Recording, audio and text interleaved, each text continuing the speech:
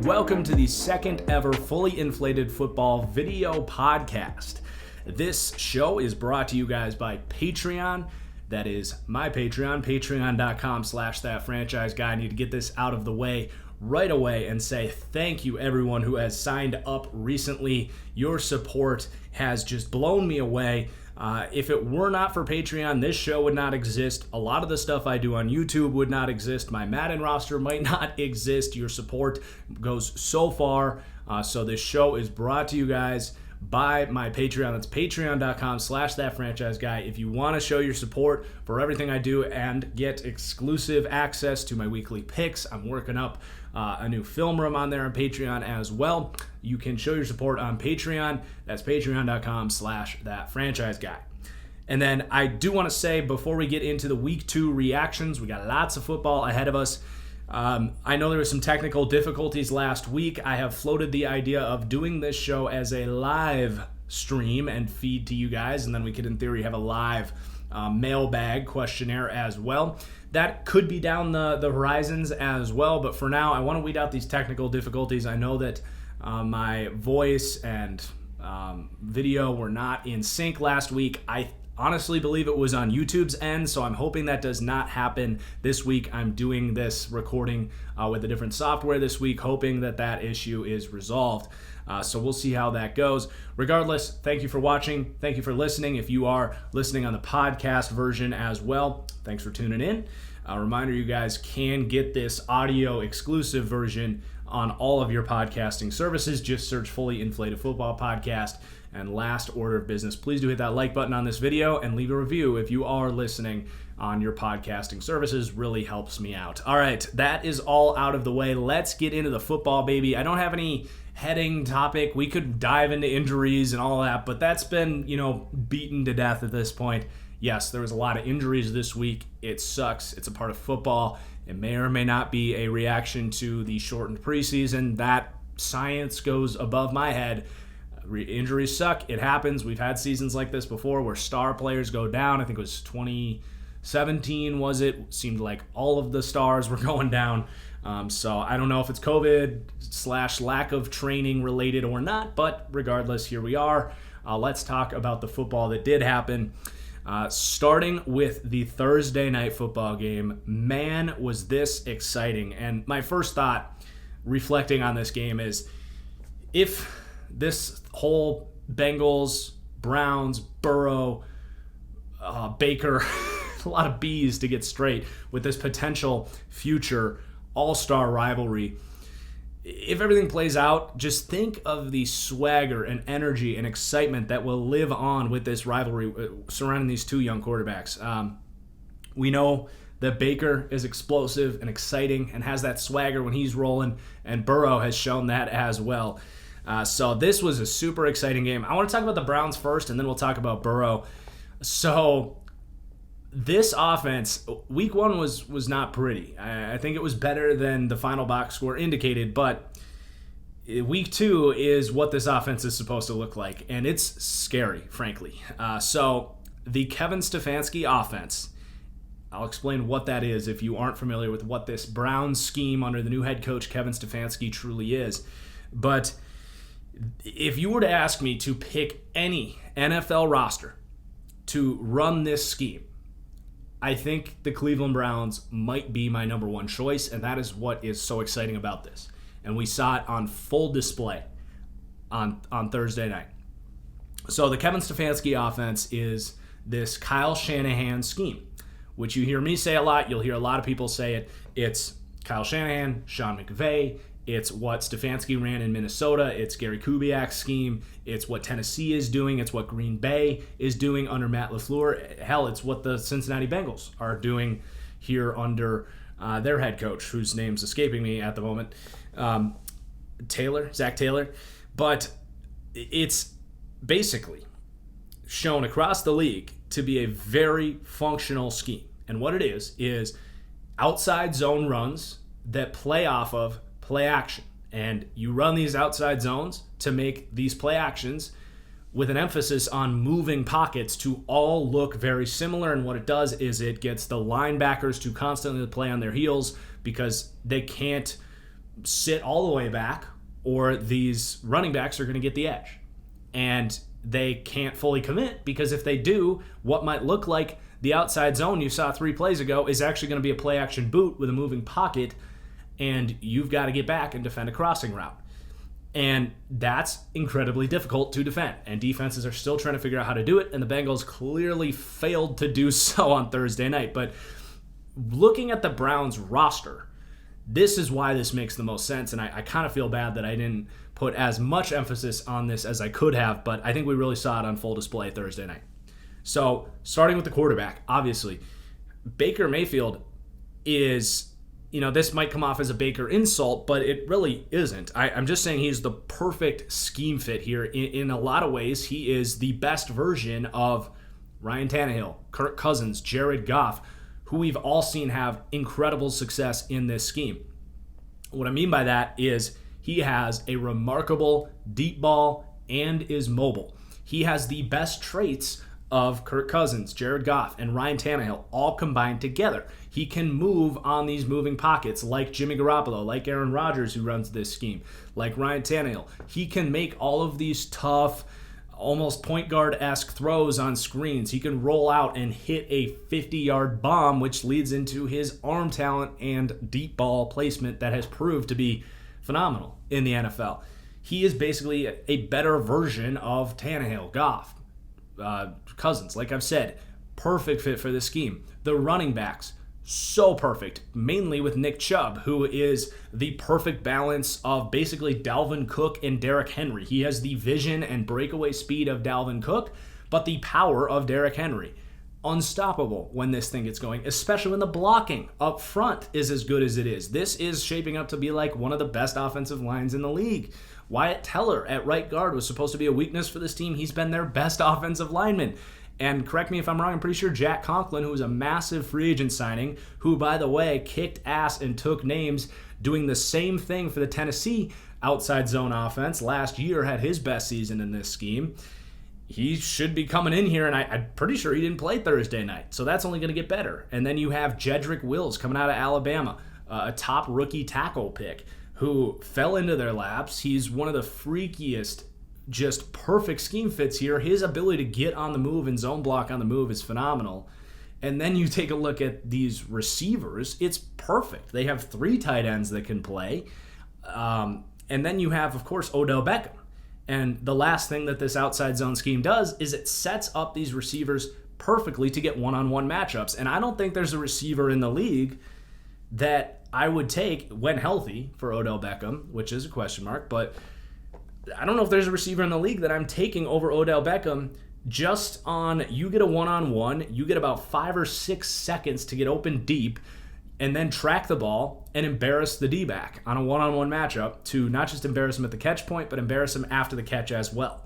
And we saw it all on full display Thursday night, and all of this stacks up. If they can get this offense to work like this, unlike what they did in week 1 against a really talented Baltimore defense in their first game under this offense when they didn't have a lot of time to practice it, by the way, because of COVID, it really leads me to think we might be able to throw out week 1 and expect this kind of performance moving forward. It really was a thing of beauty, and I know it's just the Bengals defense, but in theory, this could be one of the best offenses in the NFL, if not the best, if they really get it to look like that every week.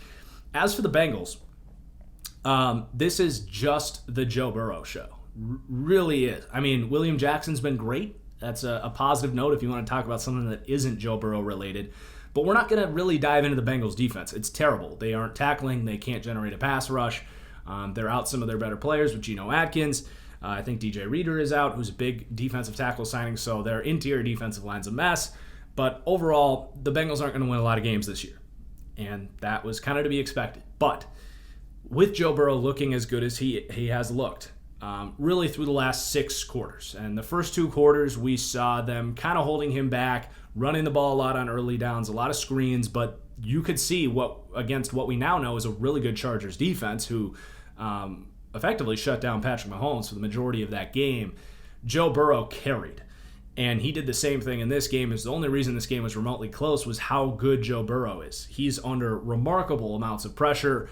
I don't know why this team didn't draft more offensive linemen. We knew it was not going to be a good offensive line. They are doing the same mistakes, repeating the same mistakes that the Indianapolis Colts did with Andrew Luck, and that's scary. He's taken as many hits as Cam Newton has taken through his first, or it was some record that he has taken as many hits as the most hit quarterback in like whatever time frame that they collected. It's bad. You don't need stats to tell you that this offensive line is miserable. And even the receivers, like AJ Green's not really making plays. Like he looks okay, but he's not old AJ Green. I got T. Higgins. John Ross struggles to track and come down with footballs. The receiving group is fine, but I mean, Joe Burrow is extending plays. He's playing in rhythm when this team allows him to as well. I think that's what's potentially the most impressive thing. You know, we've seen guys like Wentz and Kyler come in and create, even Baker, Josh Allen. Like we've seen guys come in and have their flashes creating when the plays break down amidst these chaotic offenses with no offensive line. But what's most impressive is Joe Burrow's consistency and sharpness and execution of the easy stuff. He really is, I would say, Tom Brady from the waist up when you want to talk about arm talent and mental pre-snap, post-snap awareness. He was almost flawless as far as his decision-making goes in this game. And waist down, he's like Aaron Rodgers. So you're really getting the best of both worlds there, just without the true, like, Patrick Mahomes, elite arm talent. Everything else is just far and away above pretty much any rookie we've seen. So you're really encouraged by Joe Burrow. You just hope that they don't get him killed out there. And it's getting to the point where, like, when they play the Pittsburgh Steelers and the Baltimore Ravens, I don't know if I want him out there getting smoked by these guys that are just going to be putting, pop shots into his chest and his shoulder and his head for what? Like, do you consider benching Joe Burrow against those teams to protect the future of this team? I think it's a real thing to consider with how bad this offensive line is. There's a historical record of quarterbacks getting beat up. So, I don't know. It's something to think about. But, man, you got to be encouraged. I think despite the Bengals losing in this game, for both sides of the ball, you got to be really encouraged for the future moving forward of these teams. The Bengals just got to do what they have historically not done and put a good team and offensive line around Joe Burrow. Next up, Atlanta at Dallas. I did not watch this game live. It wasn't on my local feed. I really just saw the red zone and was like, whoa, how did Dallas come back? And I was like, Dak must be playing really well, and he did. This was a crazy freaking game. I can't believe how this played out. Long story short, Atlanta is who we thought they were. I mean, they can score points. Calvin Ridley, like I said, week 1 looked incredible. He was incredible here in week 2. He is emerging as one of these rising stars. Reminds me a lot of like Devontae Adams with his route running ability, Amari Cooper along that light. But their defense, man, Dan Quinn, what a collapse. I mean, Jesus, dude, like, this is supposed to be your defensive-minded coach, Dan Quinn, who is supposed to evolve this defense. They've like consistently gotten worse year by year, and it's reached its breaking point. I get that they like Dan Quinn, but what is he doing to help this team right now? I don't fully understand it. I don't see what firing him at this point in the season is going to do to help, but man, has my take that they should have fired Dan Quinn after they lost in the Super Bowl and stuck with Kyle Shanahan. Man, has that take played out well, which was kind of a controversial take at the time. But as for the Dallas Cowboys, big time win. I mean, you have your concerns on defense. No one's going to deny that. I think this is a very flawed football team, but what they do have is an offense. There's no denying that. It really got in rhythm here. And they got back to really doing what they did well last season, and that was Dak playing with confidence, the offensive line playing well, which in the second half of this game they did. They were a train wreck in the first half of this game. And there was also a bunch of fumbles that led to Atlanta getting up so much. This was a weird, crazy, historically fun football game to watch. Without the fumbles, I don't think it would have been as close as it was. I think Dallas would have won by 2 scores. But they got back to doing what they did well last year, and that was taking vertical shots, Dak throwing confident footballs, hanging in the pocket, and letting his receivers make plays.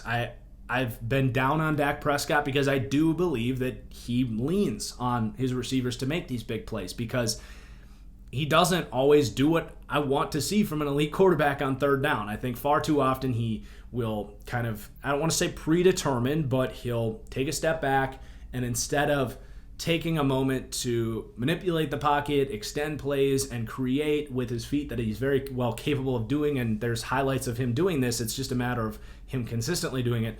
Instead of waiting for an open receiver to get there, if that first read isn't open, he is just going to put it up and let his receivers make a play. And they have the receiving talent to allow this to happen. And that is in large part what we saw in the second half. I think Dak played really well, but he didn't really do this amazing Russell Wilson, Patrick Mahomes comeback where he's making these amazing plays, right? He's just hitting open receivers. He's hitting a CeeDee Lamb on a crossing route that he turns into a 60-yard catch. He's putting a jump ball up for Michael Gallup to make a crazy catch down the sideline. He's leading a wide open Amari Cooper on a good play action shot where Amari has to reach out and one-hand it. I wasn't overwhelmed by what Dak did in this game, but he played really well to come back and win this game. So I want to give Dak the credit he deserves that, he did his part for this comeback. I've been very critical of him from a film analysis standpoint. I don't think this was an MVP performance from Dak. I don't think he proved me wrong on film. He did what he did really well last year, and they had a great comeback against a terrible defense. Time to reset and get this thing going moving forward. But yeah, they got this offense going, and I don't think it's going to slow down. I think that was a huge confidence boost for this team to get that win at home with fans there, by the way. Just a huge win for Dallas. Moving forward, they have got to be heavy favorites for the NFC East. I don't even think anyone's remotely close. I think Dallas could win 7 games, and I think they would still win the NFC East right now with how bad the Eagles are playing, which is a good transition here to the Giants at Bears game. Whew, man, I got a lot of flack for saying the Giants were going to win 1 game this year, and it looks like that might actually play out. They are terrible. They were in this game, but I don't think that was of too much credit to their offense playing well or their defense being all that great. I mean, they were going against the Bears offense. Daniel Jones, again, just predictable. Moves the ball, will take his shots, can hang in confidently in the pocket, will let his receivers make plays, but he's going to turn the ball over once or twice a game. We now have probably 14 games of tape on Daniel Jones, and how many games does he have with less than 2 turnovers? It's got to be 1 to 3 games with less than 2 turnovers. That is a massive problem. I don't care if you're going against the Bears defense. You have to sense pressure and not get strip sacked by Khalil Mack or whoever it was that caused that strip sack. And by the way, did I predict that in my picks video? I know I predicted it in my picks video, a strip sack from Khalil Mack. Check me in the comments below. Was it Mack that forced that fumble or Robert Quinn? I think it might have been Robert Quinn. But regardless, how predictable was that? It's a pivotal fumble from Daniel Jones that is just who he is. A bad pick under pressure, throws the ball short of the sticks on third down, and was bottled up in a good pick by Deion Bush. And then they fall short on the game-winning drive. The Bears' defense continues to look really good. They haven't played the best teams, but the Bears are 2-0. They're going to be in a lot of games like this. And the last point we need to make here is that Mitchell Trubisky actually looks better. Now, this was the Giants' defense. He played the Lions' defense last week. We're talking about 2 of the worst pass rushes in the entire league. So take it with a grain of salt, but he certainly looks better. He's playing in rhythm more. He's being more accurate. He's throwing to his left, which is a Twitter favorite. He's actually getting the ball out on time and looking a lot better. It looks like he did actually improve over the offseason, and what he did in the fourth quarter against the Lions was undeniably impressive. So if you're getting, I don't think you're going to get a top 10, even top 16 quarterback from Trubisky, but if you're not getting a bottom 5 quarterback with this defense, the Bears can be a legit team, and they'll be in a lot of games. Trubisky has shown that he can make plays when, they need him in the fourth quarter. He hasn't shown it consistently. But what I'm getting at here is the Bears are getting back to what they were in 2018, which is a really good football team that's going to play in a lot of close games because of their defense. And when that happens, you never know. So the Giants stink. Obviously, the Saquon Barkley injury is brutal. It just goes to show you that obviously it's a fluky thing, right? You never hope for that. You never predict that will happen. But it's a reality. I mean, how many running backs in the first 5 years of their career have suffered a torn ACL or some sort of Achilles injury or something like that? The percentage has got to be pretty high. It's got to be, 25%. Is that fair? At least some sort of significant injury. So when you take a running back second overall and your team freaking sucks, like the Giants suck, I'm sorry, they do, and you're in a rebuild mode, by the time that you're a good football team, the likelihood of your running back suffering an injury and having wear on the tires and just having a bunch of meaningless carries and wasting his prime, it's pretty high. So, I mean, I hate to keep, bagging the Giants for that pick, but Saquon Barkley just might be the best running back in the NFL. If he was on a better team, I think that very well could be revealing itself. But what a waste. Like, what an absolute freaking waste of Saquon Barkley's talent. In his third year, he's going to go down here, suffer an ACL injury. Hopefully he comes back full strength. ACL injuries are very much, especially if it's just your first, they're very much something you can bounce back from. But, man, rough week for the Giants. And a lot of people asking me if they do get the number one overall pick, which I showed their schedule before the season started. They very well might. If the Jets can figure anything out, the Giants might be the worst team in football, with definitely the hardest schedule. People are asking me, do they give up on Daniel Jones and take Trevor Lawrence? Like, are you kidding me? How is that even a question? Like, do you have eyeballs? Like, yes, if the Giants win one game, it will be because Daniel Jones is not the answer. And yes, you take Trevor Lawrence. That's what I said in my predictions video when I had them winning one game. So yes, that I think is a very real possibility. That it's time to say, all right, Daniel Jones, probably not the answer here. I hope he proves me wrong. He's got some good plays in there, but man, banking on this is what I said on Twitter. I think it was I was in a discussion with Soft Drink Sports, who I love. We were talking about the what's the point of just crossing your fingers that he will develop and get rid of these turnover woes when history tells you Jameis Winston, Sam Darnold, lots and lots of players, Blake Bortles, history will tell you that when you have quarterbacks with these tendencies, they don't just magically disappear. Even Josh Allen, who's developing at a high rate, is still, like, he is shown to be an outlier as far as development goes, and we'll talk about him later, but he's still dealing with a lot of these turnover-worthy things. Now he makes up for a lot of that stuff with his crazy physical talents that Daniel Jones doesn't have, but why bank on that stuff working itself out when you can just say, yeah, let's just get Trevor Lawrence in here, who is all-time elite prospect at this point. So yes, if the Giants get the number one pick, you take Trevor Lawrence. You don't even freaking bat an eye, and you can probably get a third-round pick for Daniel Jones. All right, next game, we've got the Detroit at Green Bay game. Really, all I have to say about this is the Lions are not a good football team. I think they'll be better moving forward. They got to get Kenny Golladay back in there. He is such a big part of this offense because without him, what is the identity of this offense? I mean, Marvin Jones has been their best receiving talent. They try to run the ball, but the Lions have just never established a good run game. They have good running backs, but you don't fear this running game. You don't fear their play calling at all. Their offense leans on Matthew Stafford and Kenny Golladay making big plays to make up for their lack of identity and consistency with the rest of their offense. And then defensively, Matt Patricia, it's getting dangerously close to, like, you're fired. Like, this defense is getting actively worse. Your Jeff Okudah pick, look, I like Jeff Okudah. I think he'll be good. But to get rid of Darius Slay because you didn't want to pay him, I mean, I think he would have stayed there if you paid him. And then draft Jeff Okudah, who just got embarrassed in his rookie debut, granted against quite possibly the best quarterback receiver duo in the league right now. I'm sorry, Matt Patricia. Nothing you're doing seems to work. This pass rush continues to be abysmal. Rodgers had all day to pick this team apart. They're lucky that drops were such a big deal for Green Bay this week because Green Bay would have won by God knows how many points.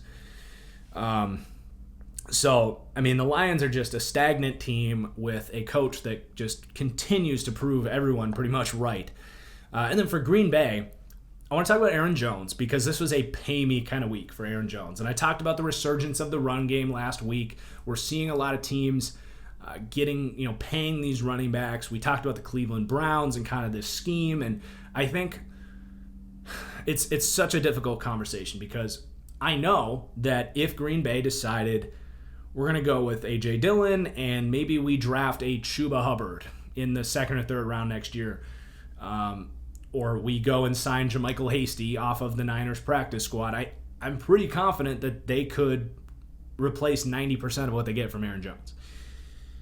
And I think they know that. I think that's why Aaron Jones hasn't been signed yet. It's why they drafted A.J. Dillon. But the thing is, the dude makes plays. He is a legitimate game-changing impact on this team. And the price of these running backs is also coming down a little bit. When Zeke got paid, when McCaffrey got paid, it was like $15-16 million. And I was kind of in that, I've said like Austin Eckler, great contract, $8 million. I even said the Melvin Gordon contract was fine. Like, I think there's room to pay running backs if they really are important to your scheme and they make plays. I think there's room for it, especially if they make an impact as receivers, which Aaron Jones, not only did he have a 75-yard breakaway run to start the second half in this game, which changed the course of the game, he had a remarkable contested catch down the sideline. Aaron Jones is almost indisputably at this point Green Bay's second best receiver, which says a lot. That's where you get into Christian McCaffrey territory, right? Where I'm not saying Aaron Jones is Christian McCaffrey, but that's where it's like if they're going to make this impact and cause problems in the receiving game and be a running back that creates explosive plays for your offense, and that price tag keeps coming down, it becomes more and more reasonable. And we've seen teams like the Chiefs and Saints show that the salary cap really isn't real. You can move money around and figure things out. If Green Bay can figure out how to do that, I think this was a pay-me game from Aaron Jones. And I think we're seeing a revival of running backs in the running game. I think Aaron Jones is next to get that contract, very similar to Derrick Henry in this scheme, very similar to Aaron Jones in this scheme, very similar to how I imagine Nick Chubb will get paid in that $12 million range. Now, Jones never threatened to hold out. Green Bay does have leverage. Jones was a fifth or a sixth round pick. I think he has a lot less leverage than Dalvin Cook, and he seems to really enjoy his time in Green Bay. He just wants to get paid. I wouldn't be surprised if he came in somewhere between Eckler and Cook and in that $10 to $11 million range. And if that's the case, I think that's actually a reasonable contract for Green Bay. I still don't know for sure if I would do it, but the plays that he's making, I'm leaning towards it being worth it. So that was a huge game from Aaron Jones. I'm pretty sure he was Offensive Player of the Week, well deserved.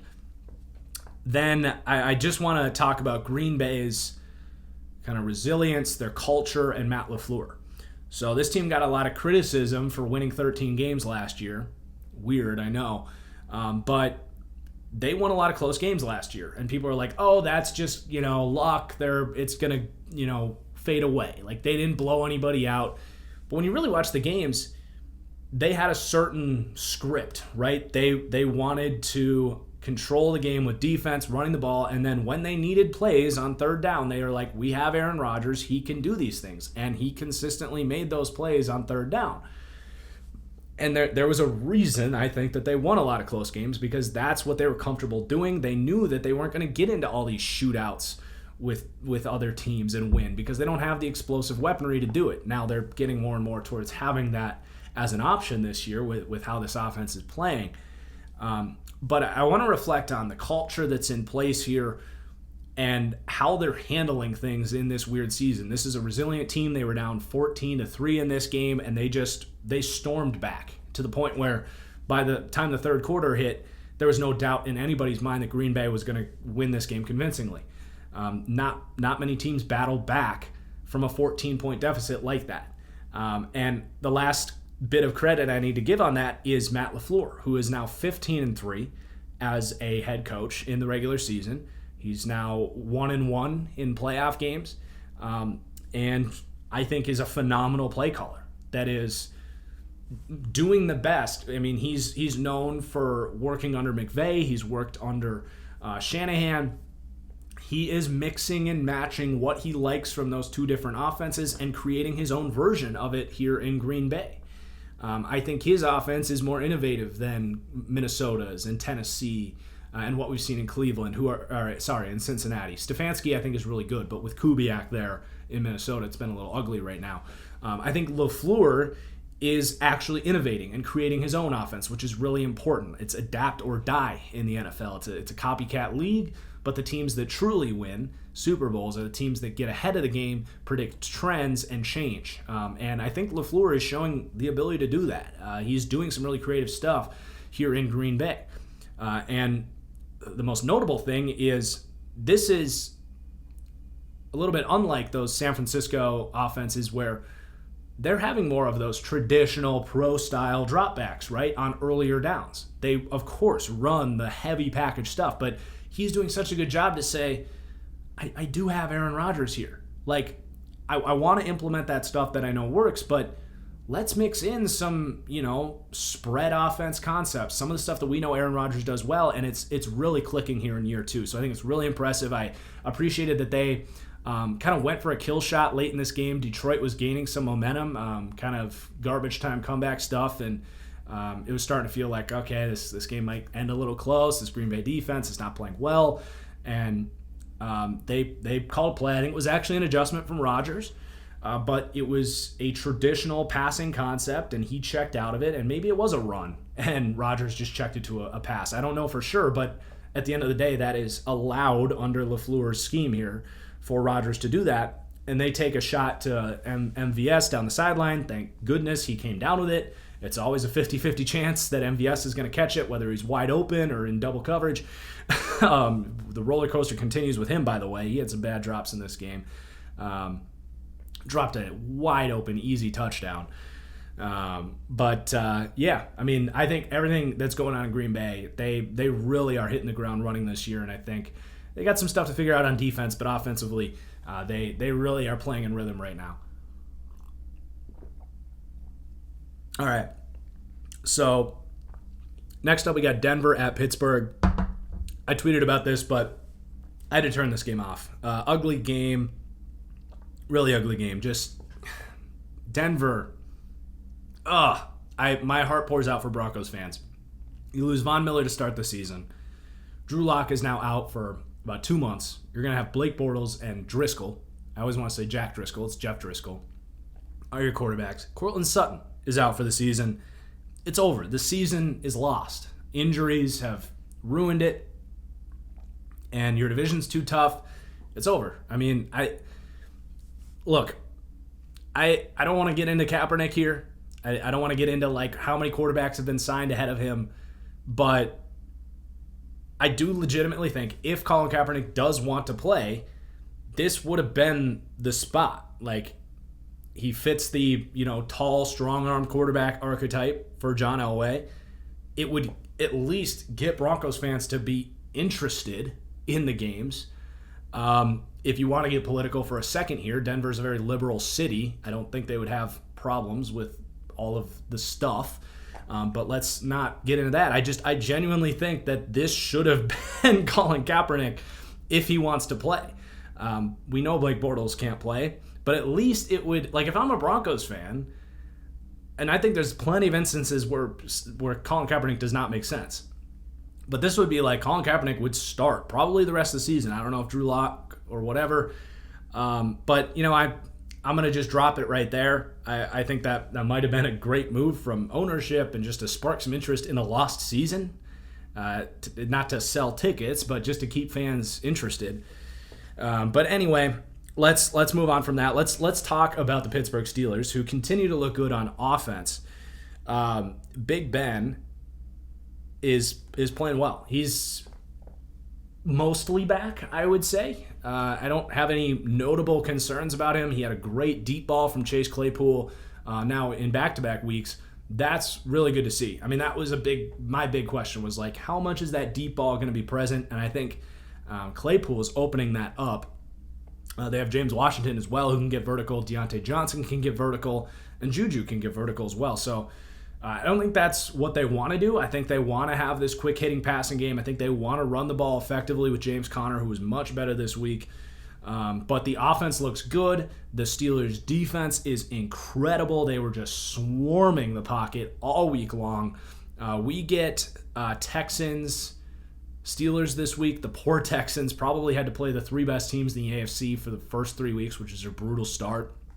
But the Steelers are creeping up into that second tier of Super Bowl contenders to me, behind the Ravens and Chiefs, and with the Packers, Saints, Niners, Seahawks. I think the Steelers are creeping up into that range. If they look dominant against the Texans this week and the offense looks good for a third week in a row, I'll feel pretty confident in that, because last year this defense played very similarly, but they didn't have the quarterback, right? So now they, in theory, have a really good top 10 quarterback. Big Ben this year, 10, 12 range, kind of in there. So really great season for the Pittsburgh Steelers, not so much for the Denver Broncos. I hope my Kaepernick talk didn't derail the focus of this, but I kind of think that would have made sense there, to be honest. If he does, in fact, want to play, which I think is a legitimate question. But anyway, Washington at Arizona, not a whole lot to say here. I mean, Washington's offense, it's rough. The offensive line stinks. I mean, when you have Hassan Reddick getting 3 pressures and a sack on you, you know you're in trouble from an offensive line perspective. So the offensive line stinks. Thank God you have Terry McLaurin. But this offense needs a complete overhaul, roster speaking. It was unfortunate to lose Calvin Harmon to start the year, because I think he showed some promise. We're not seeing what's his name, the draft prospect that everyone liked. Name's escaping me, but Gandy Golden, Antonio Gandy Golden. We haven't seen him yet. I don't know if he's injured or what's going on there, but they're leaning on they're the team that signed Dontrell Inman, right? Like, come on. Sims in the slot is fine. Gibson's doing what he can at running back. The offensive line being the biggest worry here, and the receiving help, and Haskins just is never going to be, I think, a quarterback that creates a ton with a bad offensive line, right? He drew Tom Brady comparisons coming out of Ohio State, because he is a pocket passing quarterback first, and this team is not set up for that play style at all. So some concerns in Washington offensively, to say the least. They're putting too much pressure on this defense. Like, you're not going to last. I don't care how good your defense is. When you're on the field that much, it's just a problem. And Arizona, I mean, it goes to show you what a mobile quarterback can do against a pass rush like this. And Kyler just went off with his legs again. And it kind of went like I expected. They hit the one deep ball to Andy Isabella, but they had pretty much the same approach this week as they did last week against the Niners, which was, we know that we have a bad offensive line, and we know we're going up against an elite pass rush here. We're not going to kid ourselves and say that we're going to be able to drop back and hit the ball downfield. And they didn't. They designed runs for Kyler Murray, which I think is such a great pocket knife for this offense. Because I think as we move forward, as they play teams like Detroit this week, is a massive week. Like, you want to talk about daily fantasy? Give me some freaking Kyler Murray this week against that Detroit defense. That Kyler is going to be like, it's going to be like taking the donut off the baseball bat this week. You go from the Niners pass rush and the Washington pass rush. I don't know if I've said the R word yet. It's probably going to happen at some point, but I think I've held up on the just saying Washington football team. But yeah, it's going to be like taking that donut off, and he's going to be just sitting back there like, woo, woo, woo. DeAndre Hopkins on Jeff Okudah. We saw how that worked last week against Devontae Adams. Woo.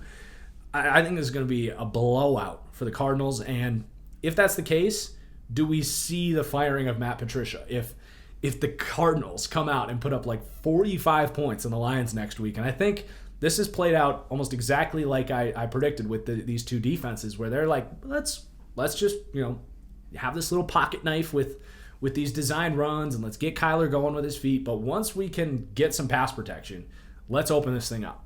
And I think Andy Isabella would be a good play for daily fantasy. DeAndre Hopkins, Kyler Murray, just load them all up. I think the Cards score 40-plus points against Detroit this week, and it's at home.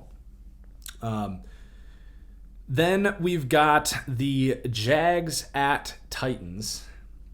This game was actually really fun to watch. I do want to give the Titans credit because I tend to be, anti-Titans. For a while it was they just don't have any excitement on their team. Now it's like, how sustainable is Ryan Tannehill playing with a lot of excitement? And this is now year 2 of this deal with Tannehill, and this week he showed it. Very similar to what I've said about Dak Prescott, paired with some of this outside zone scheme stuff. This scheme does a really good job of scheming guys open. But this week, Tannehill had to channel some of that Dak Prescott energy where he was like, it's not really there, but I'm going to put it in a catchable spot, and I'm going to let Corey Davis and Jonnu Smith, who had both just elite games, in my opinion. And Jonnu Smith is a total rising superstar in this league. What he's doing this year reminds me a lot of the kind of breakout that Darren Waller had last year at tight end. Just an elite athlete at the tight end position, and one of the scariest run-after-catch players in the league as well, Jonnu Smith.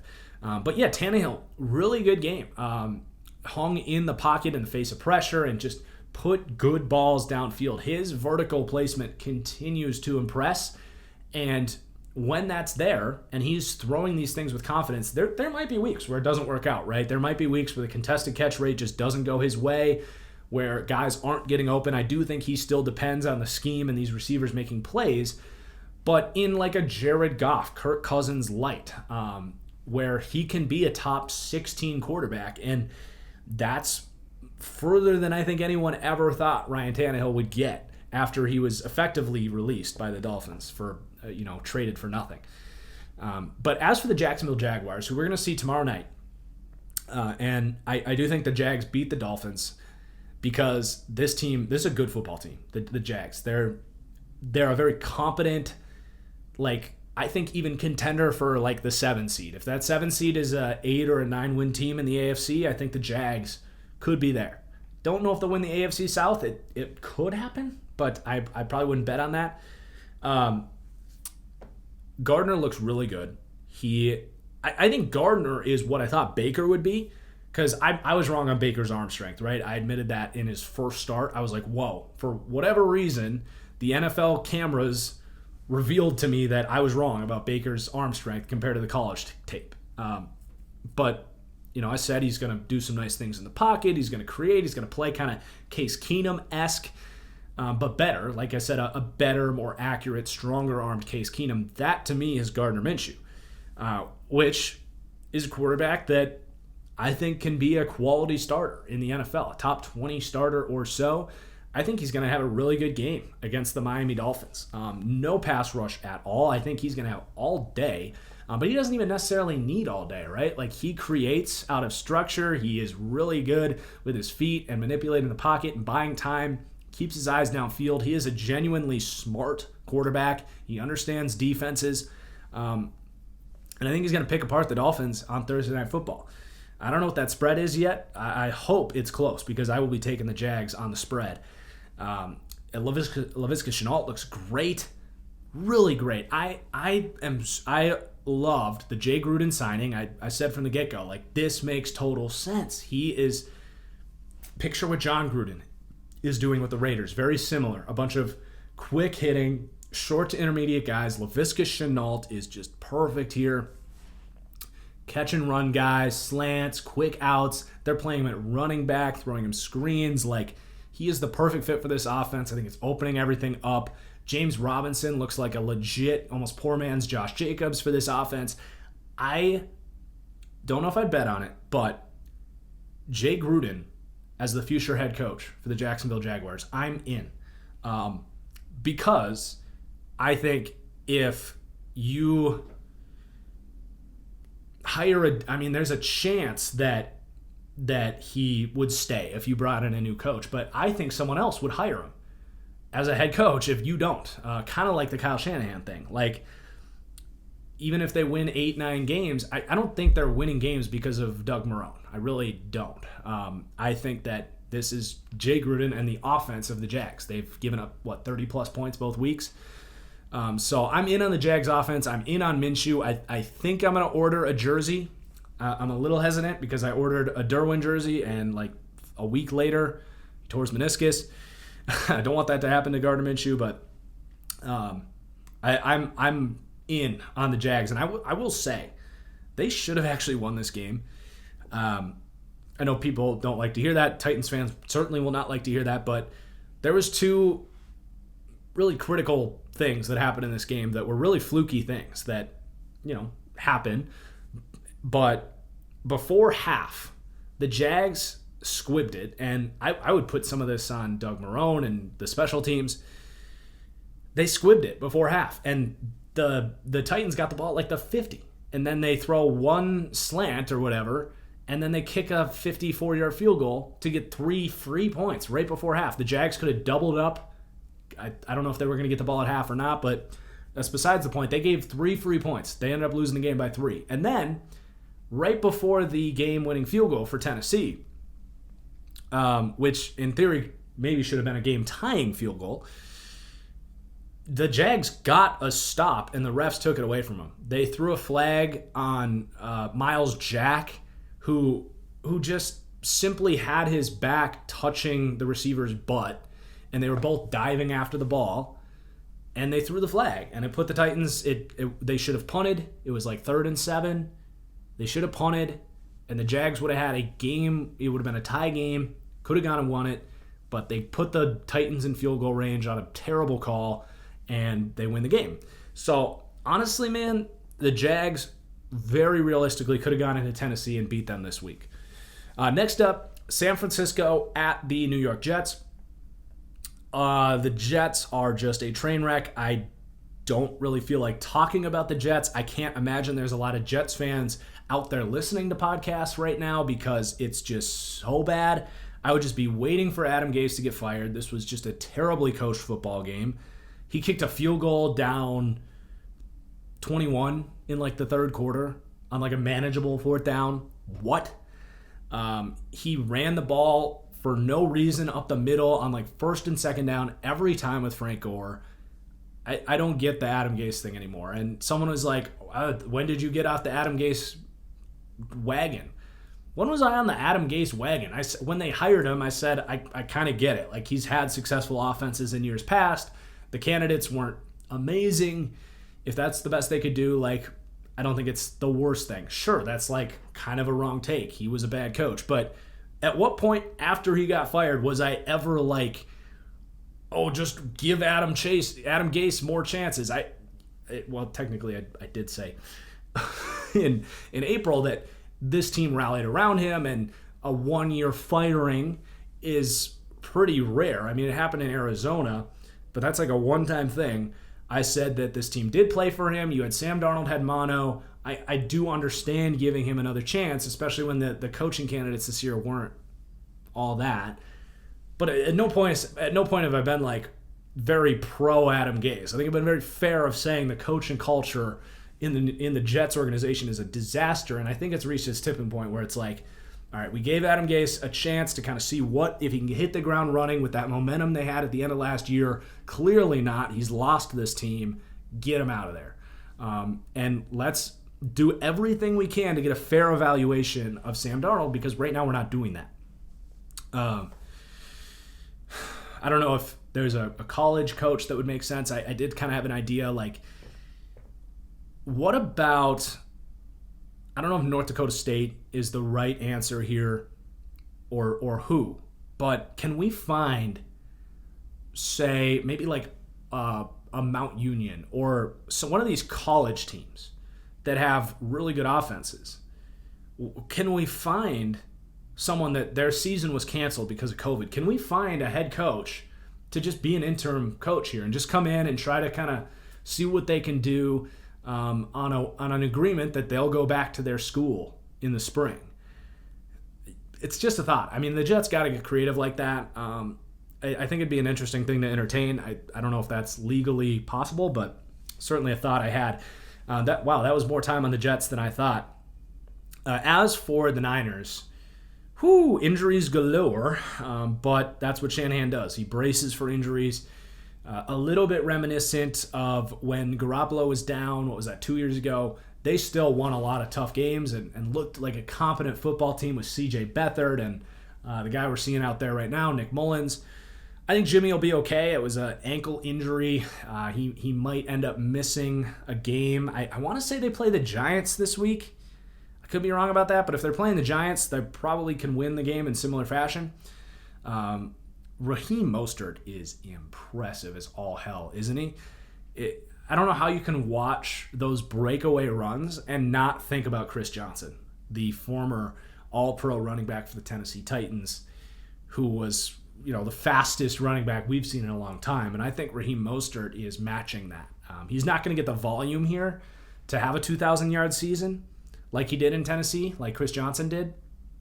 But, he can burn. I think it's safe to say he's at least the fastest running back in the NFL right now. Really impressive stuff from Raheem Mostert, who is showing that he wasn't just a flash in the pan that benefited from good blocking last year. Like, he is a legitimate home run threat with real vision and ability to at least run through arm tackles, and he's running better routes as a receiver. Like, he's not a fully well-rounded player. Like, he doesn't have a lot of power between the tackles.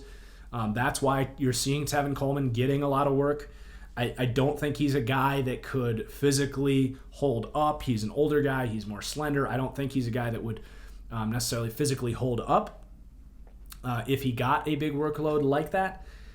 But really impressive stuff from Raheem Mostert. He's a legitimate weapon for the Niners.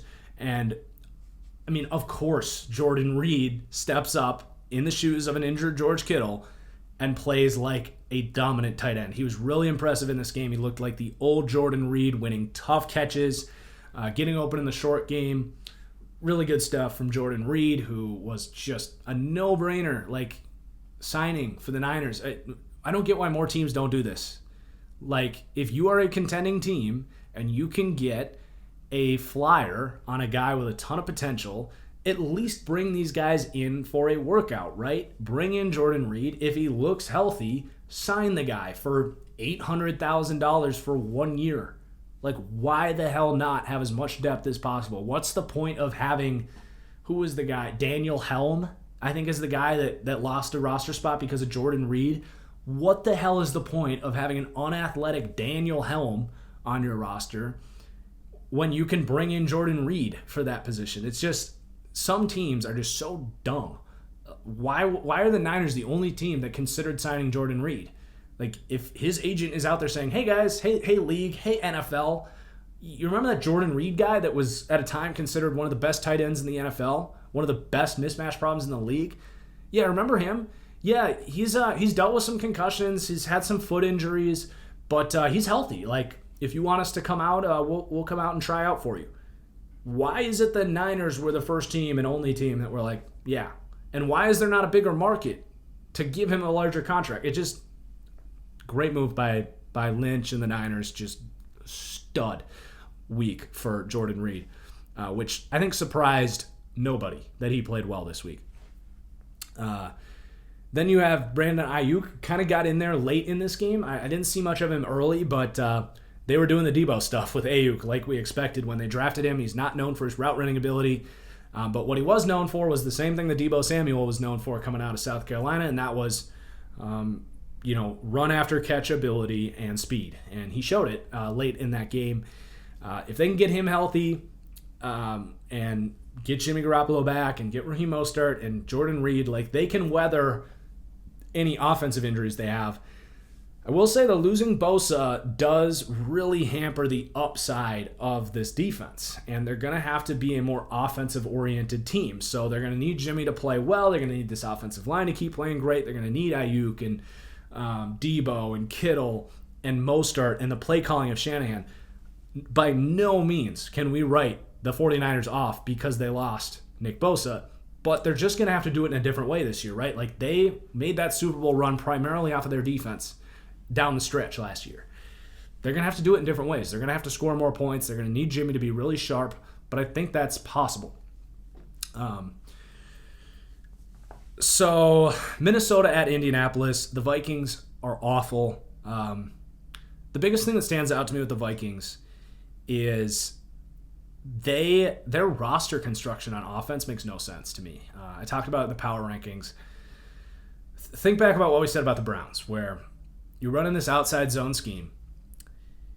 You want like a vertical receiver, right? That's really the main thing with the scheme fits. Like, you want a true vertical receiver. Well, you had that in Stephon Diggs. They ended up drafting Justin Jefferson, really good receiver, but it's not going to replace Stephon Diggs in this offense as that guy that always gets open on a crossing route, right? Or always beats one-on-one deep. I think we were dramatically underselling what Stephon Diggs did for this offense. Because Thielen's good, but he just doesn't have that sort of getaway speed. So you're missing that from this offense. They don't have that at all. Their best mismatch problem might be Irv Smith. Then you pair, so you take that away, right? And you already don't have a great offensive line. They're not running the ball effectively. So you kind of start to take away that play-action shot game a little bit, which could have been resolved. I don't know what the true answer would have been, but there could have been other options. You could have signed Robbie Anderson. You could have drafted someone else other than Justin Jefferson. You could have drafted Brandon Ayuk, who I think is a much better fit for that role. There could have been ways to identify that missing part if you had to trade Stephon Diggs. But that forces them to have more of a traditional passing game. And then you get to Kirk Cousins throwing to a weaker wide receiver core with a bad pass-protecting offensive line in front of him, and Kirk Cousins can't move. So the offense is just lost right now. There's really no way else to say it. And then you go to the defensive side of the ball, which is in a transition season, to say the least. I don't want to go say full rebuild, but man, the corners are not good. They're young. They could be good down the road. And then your D-line is just miserable. The Michael Pierce opt-out, I think, is hurting this team because they don't have that force in the middle that they've had with Linval Joseph for years. And they were hoping, getting Yannick Ngakoue in there would help. Well, they need Danielle Hunter back before this pass rush is even remotely scary. But even then, I'm not sure you're all that afraid if you just double Danielle Hunter. I don't know how afraid you are of Yannick Ngakoue. I think that will help getting Danielle back. But, man, the Vikings are just lost right now. Kirk Cousins was just so bad this week. Like, all-time terrible quarterbacking right there. And then for the Colts, I think this was much more about the Vikings being bad than it was about the Colts being good. Rivers kind of is what he is. I think he's playing confident, which you like to see. I think the turnovers are something I am worried about. I think if they run the ball and can kind of do this quick-hitting passing game thing, they can be a serviceable offense. Jonathan Taylor hasn't quite had those explosive plays that I'd like to see. I think they are coming behind a really good offensive line.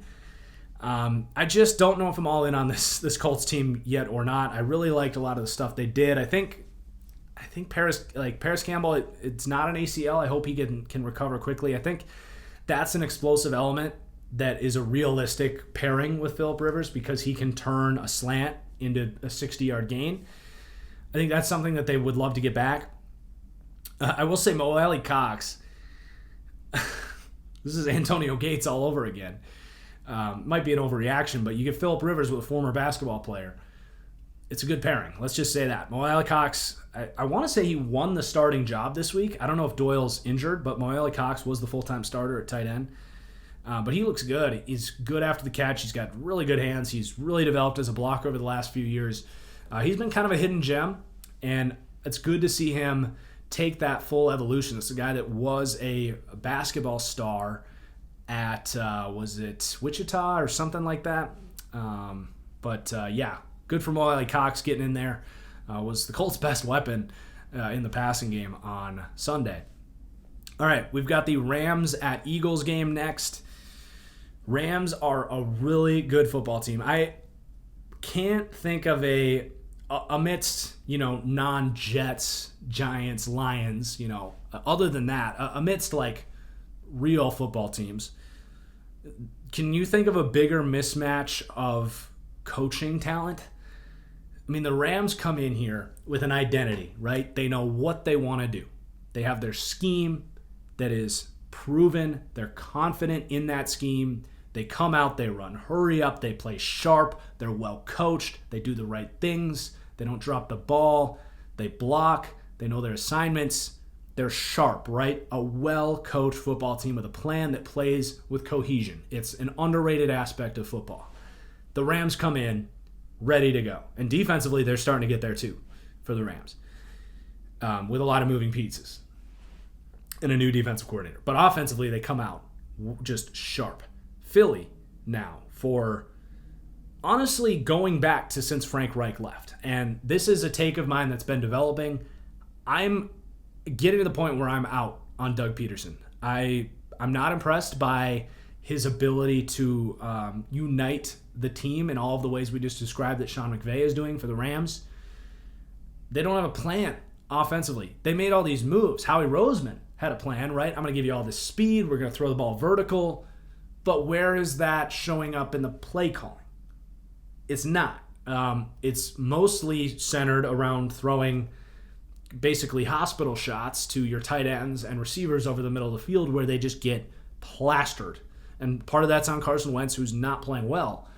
But this team they're rudderless right now, the Eagles. And for Doug Peterson, who is regarded as a great coach, I don't see it.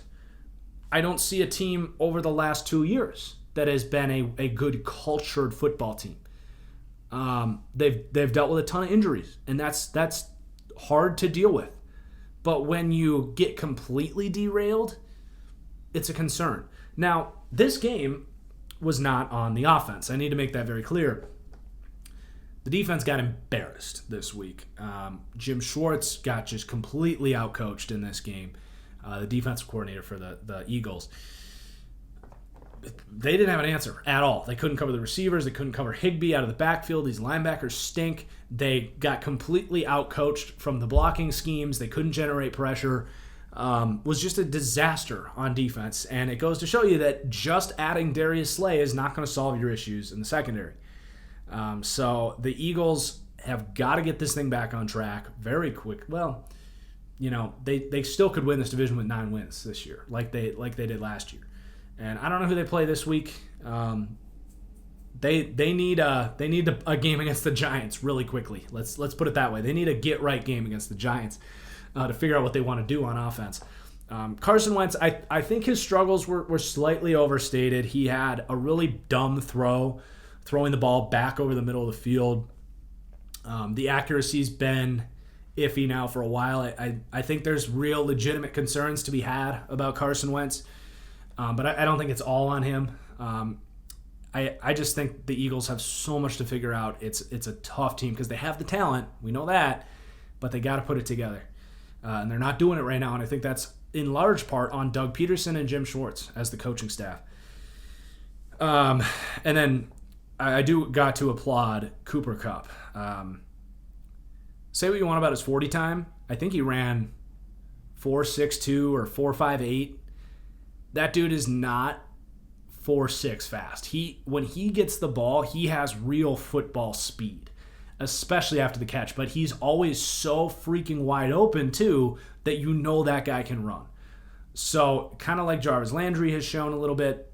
But, man, if you follow me for my Madden rosters, you can expect a Cooper Kupp speed boost this week because he is straight up. He just got that big contract extension. I heard him on, I don't remember what podcast it was, but this man is, I can't remember what it was. Someone probably knows what I'm talking about, but he is just all football. This dude's just a badass, well-earned contract. He is playing like one of the best receivers in the NFL this year. He has been unbelievably impressive through 2 weeks. Like both games, I've been like, man, Cooper Kupp looks good. But I don't know if I wasn't seeing it before, or if he really has gotten in the best shape of his life and is just balling out, or some combination of both of those. But impressive stuff from Cooper Kupp all around. Doing everything right. His run after catch ability is up there with the best in the league for receivers. Then we got Carolina at Tampa Bay. The Panthers are in trouble for this season. The defense just isn't ready. We knew that was going to be the case. They don't have really players on any level. Pass rush, I think, will develop over time, but they're in trouble, simply put. And offensively, they took a step back. I think the Bucs defense is legitimate, very legitimate. I'm excited to finish this podcast and see if I got them in my Dynasty League, because I think the Bucs defense is really legit. Carlton Davis had a great pick this week on a throw that was behind from Teddy Bridgewater, about 20 yards downfield. He's a good player. You've got Bunting and what's his name? The Auburn kid, Dean, right? Something Dean, Jamel Dean, Antoine Winfield, second highest rated safety in the NFL. I will take a victory lap on that one. He was my safety number one. I had a top 20 grade on him in this class. I thought he should have been a first round pick. I constantly mocked him to the Miami Dolphins at I think at the 26th pick. I had him mocked there, and people were like, you don't take Antoine Winfield, you take Delpit, you take the Bama guy. I'm like, nah, dude. I don't care if he's 5'9". I don't care if he has had a couple unfortunate injuries. Antoine Winfield is a top 20 player in this class. He's a freaking playmaker. He is Tyrann Mathieu all over again, getting slept on because he's 5'9". Well, did you happen to see that he had a 40.5-inch vertical? You think that's going to make up for the 2-inch difference between him and Xavier McKinney? Ugh, what a just bad evaluation by the NFL. And to let the Bucs get him, they're a good strong safety, which is the easiest position to find. They're a good strong safety away from having one of the best secondaries in the league. Their pass rush is fine. Barrett's having a good year again. And their linebackers are... there's a reason the Panthers struggled this week, because Davis and the LSU kid, talk about pursuit speed and coverage instincts. This is a legitimate defense. I think if they could get a real number one pass rusher, because I don't think Barrett's really there yet, but if they could somehow land a guy in that, I don't even know if you have to say Von Miller, but like a Danielle Hunter or a Zadarius Smith, or someone that's like a true number one impact rusher, this team would be a really scary defense. Offensively for Tampa Bay, they honestly didn't play as well as I expected. Now, Chris Godwin was out, who I do firmly believe is this team's best offensive player. Now, Mike Evans was really good in this game. He's very capable of being a team's number one receiver. I've never said anything other than that. But, if you can make him the team's number two and just pepper Godwin with targets, I think that's best case scenario, because Mike Evans is just going to draw single coverage all the time. So Godwin was out this week. I think Tom Brady looks fine. He had a couple bad throws in this game, but some really good throws as well. I will say that Leonard Fournette actually was playing pretty well. He got out there much more this week. They got him going in the receiving game. My attention, you have my attention, Leonard Fournette. I've been very critical. He seems to be in better shape. He seems to be making guys miss a little better, and is playing with potentially a little bit of a chip on his shoulder. He, keep in mind, wants to be paid, and he's got a great opportunity to seize here. I don't think Ronald Jones has been particularly impressive. So he's a great opportunity to seize here with what could be a really explosive offense. And if that happens, he's a guy that could get a hefty contract if he really shows out this year. So let's move on. I almost said staying in the AFC East. I got to remind myself that Tampa Bay is not New England. Bills, Miami was a fun game to watch. Surprisingly fun game to watch. Let me just have a quick sip of this right here. But Josh Allen, we're going to talk about Josh Allen. I was really disappointed that it played out this way. That, I made my power rankings on Monday morning at 3 a.m, like I always do. And I said that Josh Allen missed the throw in the red zone. I was like, still waiting to see on like if the accuracy stuff is still an issue. And then Bills fans, who I respect the passion. I get it. You're in Buffalo. You don't have a whole lot else to do unless you're a hockey fan than just be a diehard Bills fan. And I totally respect it. I'm not even telling you to shut up or whatever. But, I mean, guys, go back to what I said about Josh Allen in the draft. I am as big of a Josh Allen guy as you will find. But I think it goes to show you that that's evidence for me doing the best job I can to legitimately eliminate pre-draft bias and evaluate a prospect once he gets to the NFL. I'm trying to do the same thing with Justin Herbert right now. I did it with Baker, Daniel Jones. I'm trying to do it all fairly. Just evaluate the tape. You form an opinion based on where they should get drafted. You say whether you agree with that or not, but once they're there, it's a clean slate. And that's the approach I take. And whatever you want to say about the improvements Josh Allen is making, which he is doing, Bills fans, I urge you, do not say you were wrong. Do not say, see, he is accurate. This is the same thing that Lamar Jackson fans were doing. No, that's not how this works. He has had 2 years of spraying the ball with historically poor accuracy, and forget what the stats say. Just turn on any Josh Allen game. You will see him firing it way harder than he has to. You'll see him not throwing with touch. You'll see him missing way too many throws. And yeah, they've won a lot of games. They have a really good defense. They're well coached. Josh Allen has slowly developed. They've had, what I pointed out last year, one of the easiest schedules I've ever seen. And they lost in the first round of the playoffs because Josh Allen did not play particularly well. So don't come out and say, we were right about Josh Allen. Let's take a different approach here. Let's say, wow, Josh Allen is kind of showing that he's making improvements. I think we are seeing an improved version of Josh Allen. And what's really flourishing for me is the number one reason I loved Josh Allen in the draft. Like, keep in mind, guys, I loved him. I compared him to Matthew Stafford. I said all of these criticisms about his completion percentage are absurd. Like, Wyoming didn't run the amount of screens that other teams ran. And, if you watch him play, like, he can hit the ball downfield. It's just a matter of doing it consistently. And he has not done it consistently in the NFL level. But here's what I'll say. I have some good news and some bad news about Josh Allen. So do you want the good news or the bad news first? Let's do the bad news first and end with the good, because I don't think I do that enough. The bad news is, I'm sorry, but he has still had some pretty serious accuracy issues, to say the least. He missed multiple throws in this game against Miami. If Miami converts on 4th and goal from the 1-yard line, and if Miami catches what should have been an interception by Josh Allen on what is supposedly a miscommunication, but looked on tape like an inaccurate throw, if those two things happen, the Bills very well may have lost this game. And you can point to some bad throws that led to punts on 3rd down.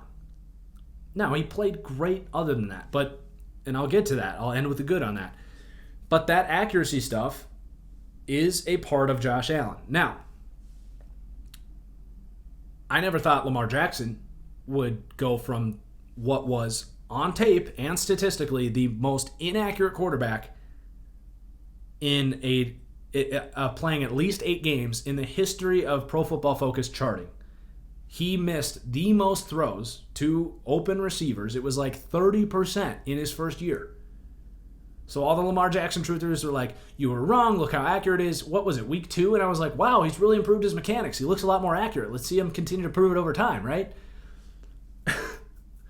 Well, it doesn't erase his year where he was the most inaccurate quarterback, where that was a question about him coming out of college, right?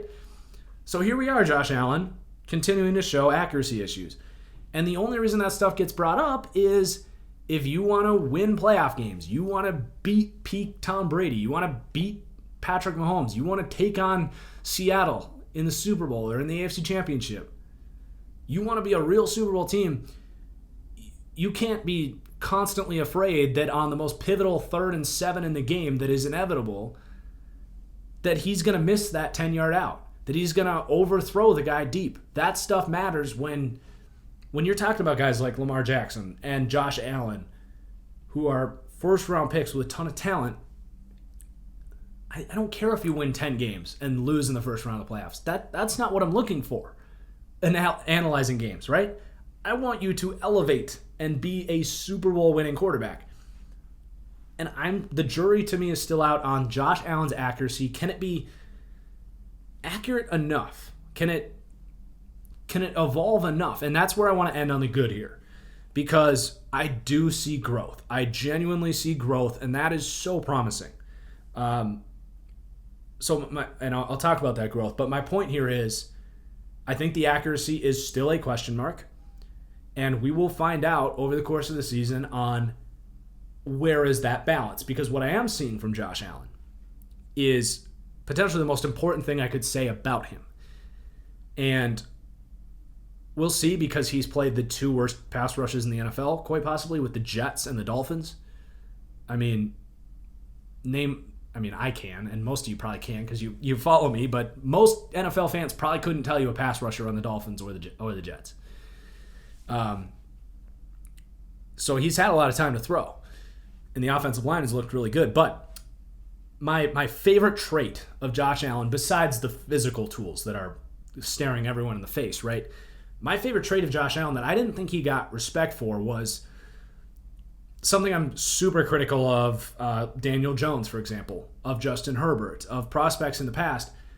Josh Allen has a legitimate comfort in the pocket and ability to sense pressure, right? He has that eye in the back of his head.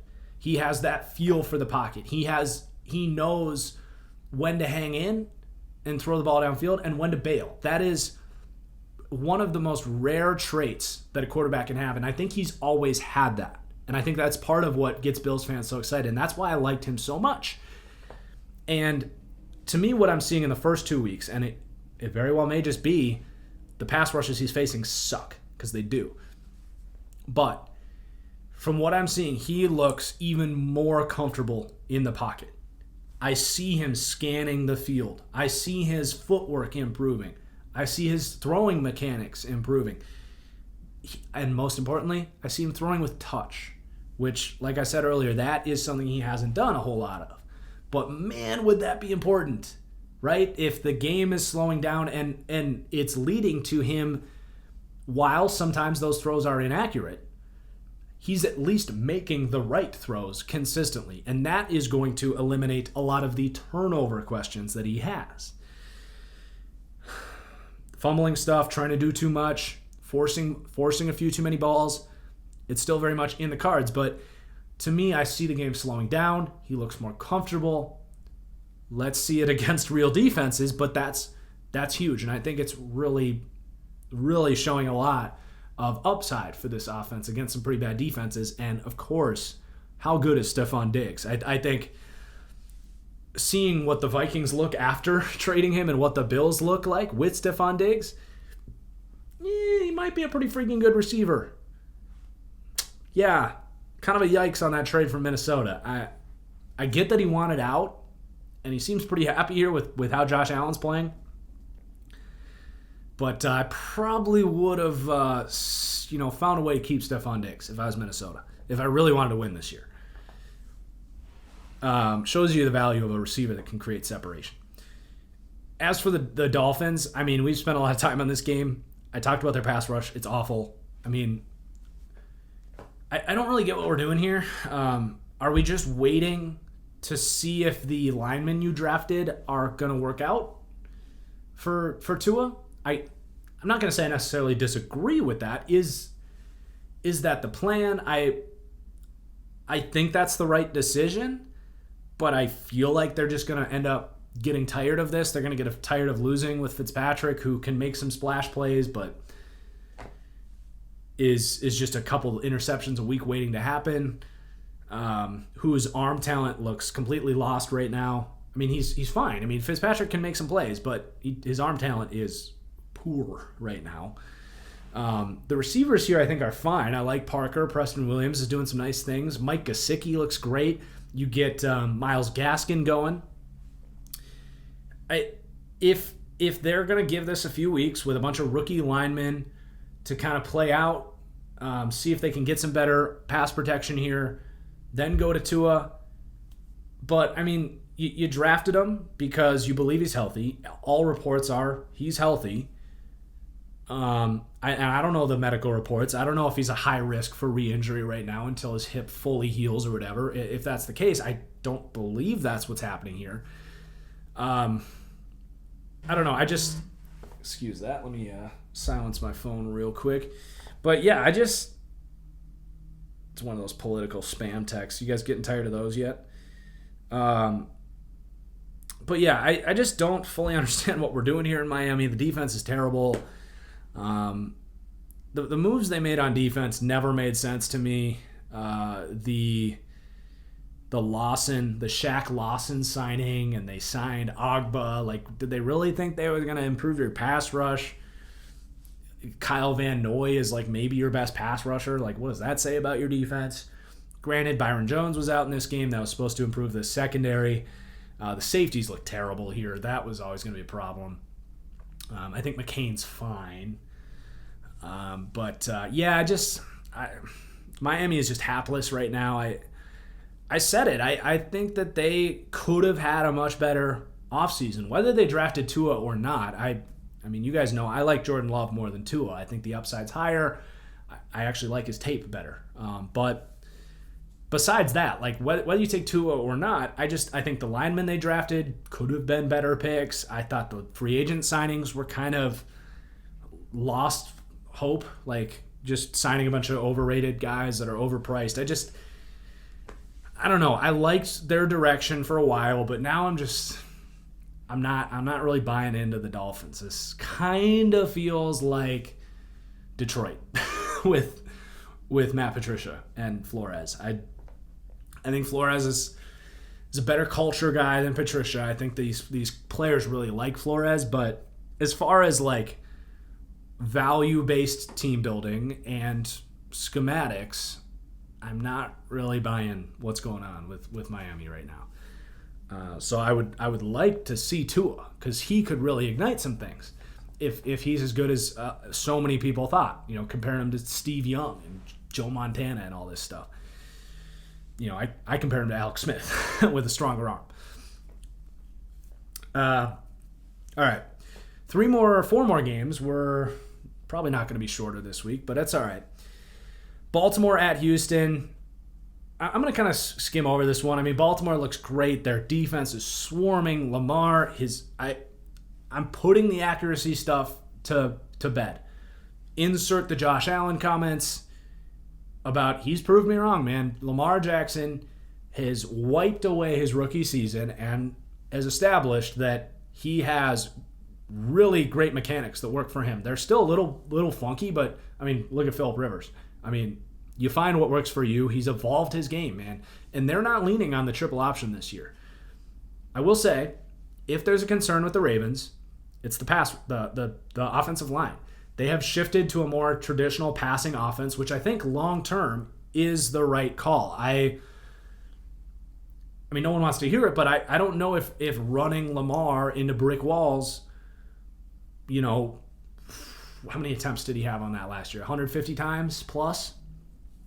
I don't know if that is a sustainable thing for Lamar, because he does show legitimate signs as a passer. Like, he's always had a pretty good processor. Even going back to my college eval on him, I always thought he was a smart quarterback. It was just the accuracy stuff. Good pocket presence. Like, I think, you know, I don't want to call it a transition year because they're a Super Bowl contending team, but like, I think this is the right thing to do, to be like, we want more aspects of traditional passing offense. And week 1, we really saw that shine with like Marquise Brown down the field, Miles Boykin down the field, Lamar pocket passing more. And I think we're seeing some flaws with that offensive line. I think the Yanda loss is revealing itself right now. I don't believe that Tyree Phillips is the answer at right guard. I wonder if we see someone else getting that start this week against the Chiefs, against Chris Jones. If I'm the Chiefs, I would have that matchup circled because Tyree Phillips looks really bad out there. He's a 3rd-round pick out of Mississippi State that I think played tackle. I don't know if you get Pat McCarry at right guard or what is it, Ben Bredesen, or they drafted even another guy. They've Ben Powers and Ben Bredesen. I think you try something else against Chris Jones this week. That to me is a concern. If they want to stretch the ball vertically, it's not even a Lamar criticism. It's just a pass protection criticism that looked really bad this week against the Texans. J.J. Watt was eating out there. And Chris Jones is going to do the same. So that might be the one reason I'm leaning towards Kansas City this week is actually I'm worried about, because it's going to get into a passing shootout. I think that's fair to say, unless they really get that run game going against the Chiefs and resort to kind of what worked really well last year. But I don't think that's how it's going to play out, and I think Mahomes is going to come out cooking, especially because the Ravens don't have... Well, I don't want to say it. The Ravens have a good swarming pass rush. They just don't have that dude, right? But anyway, I would be worried about Lamar behind that offensive line all season. They need to improve that interior group. And even like Orlando Brown doesn't look that great in these pass sets. So some worries on the offensive line for the Ravens. But overall, this is going to be a hell of a battle. I mean, if they beat the Texans, or if they beat the Chiefs, they're going to emerge as the best team in the NFL. So you just got to nitpick when you're talking about that kind of stuff. So the Texans, I just think that they're outmatched these first 2 weeks. I've got some worries about Watson kind of playing in structure right now. He seems to really not be comfortable with whatever kind of new offense they've tried to get going here. The Randall Cobb signing is really not working out. They're really only getting him going on screens. I liked the prospects of him being a quick-hitting slot option. They got to play the Steelers this week. I think they probably lose to the Steelers, and then that could be a great time to bet on the Texans to win the division, because they could be like 15-1. I think they can figure some things out. I do believe in Watson. The defense actually hasn't been that bad. I really don't think. So I do think they'll figure some things out. I don't want to overreact. Just they were outmatched. I don't think they're a Super Bowl team, but they very well could be one of these playoff teams. Then we got Kansas City at the Chargers. I need a sip before we talk about Herbert here. All right. Let's just get the Chiefs out of the way. I'm a little worried about the Chiefs' defense. They figured it out as the game went on. But they got to start playing Willie Gay. The linebackers in Kansas City are not good. That was effectively a large part of their struggles early. The run defense was bad, really bad. They were giving up big plays in the short passing game to Josh Kelly. Get Willie Gay out there and see if it's better. If nothing else, put him on spy all game on Lamar and just say, keep an eye on Lamar, run around, wreck things in the run game, and just be an athlete out there. I don't know why you wouldn't do that if you're Kansas City. All right, for the Chargers, I want to wrap on Herbert, but I do need to make a point about how good this defense is and how good it could have been with Derwin James. I mean, you're looking at one of the best pass rushes in the NFL. Jerry Tillery, they've figured him out. I've said this about really tall defensive linemen. Chris Jones gets away with it because he's so strong, right? And he has good technique. Well, Tillery doesn't really have good technique. And when you're that tall, and he's like 295 pounds, right? Like, he's built like Calais Campbell in a lot of ways. Campbell's like 6'9", but he's not entirely built differently from like Nick Bosa, to be honest. He looks more edge player than defensive tackle. And they were playing him at defensive tackle. That's what he was drafted to do. But I think they're realizing, Melvin Ingram's really good rushing from the inside. Joey Bosa's really good rushing from the inside.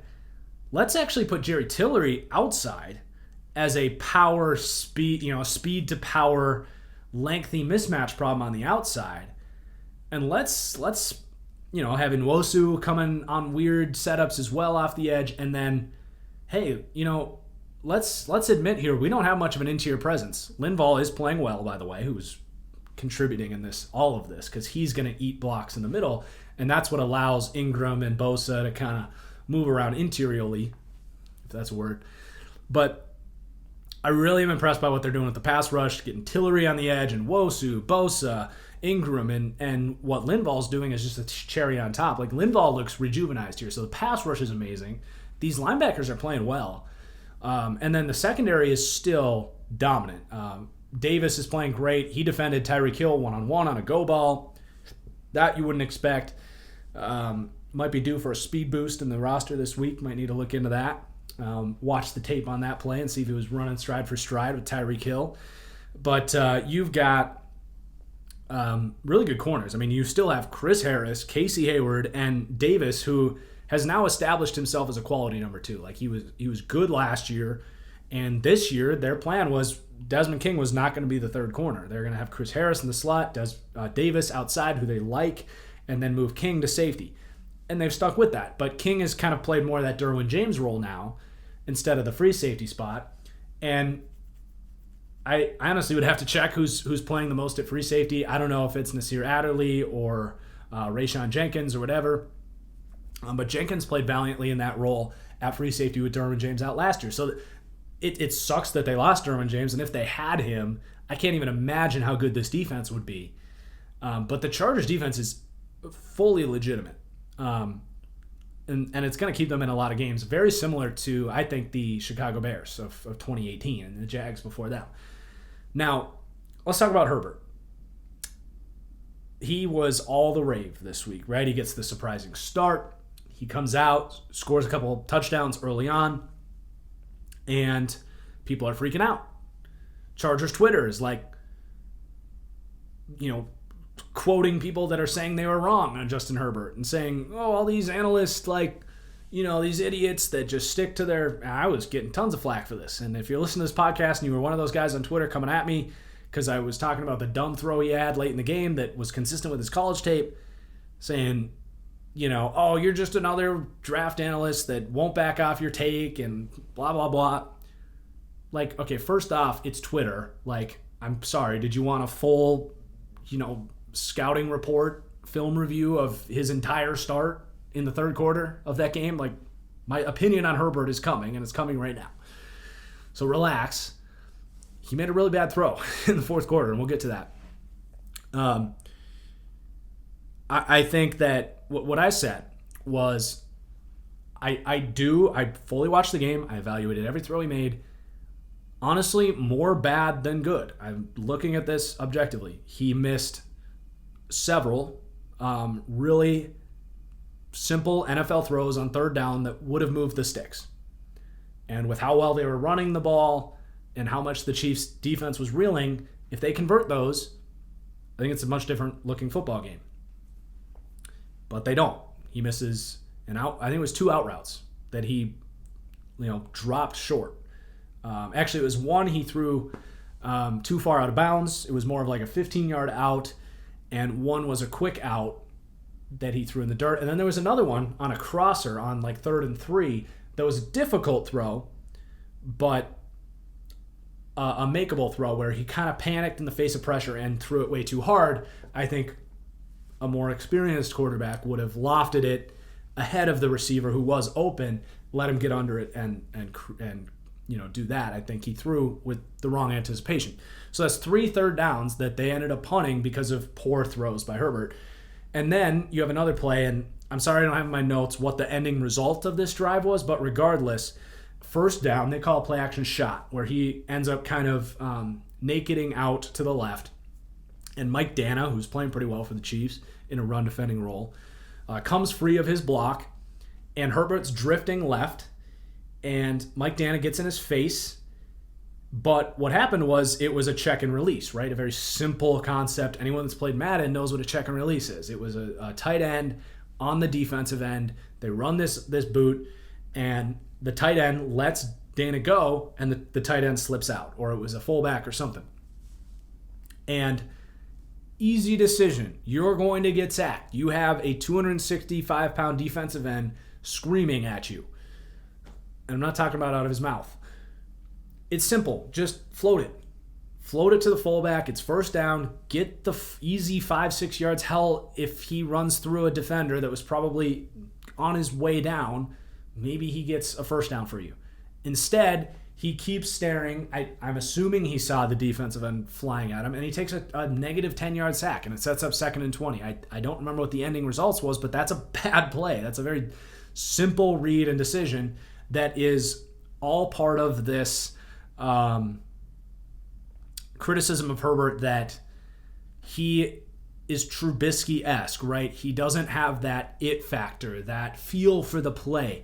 It's not even so much like going through his reads, because that's where he was relatively impressive. Like first read, second read, like he was relatively sharp in rhythm.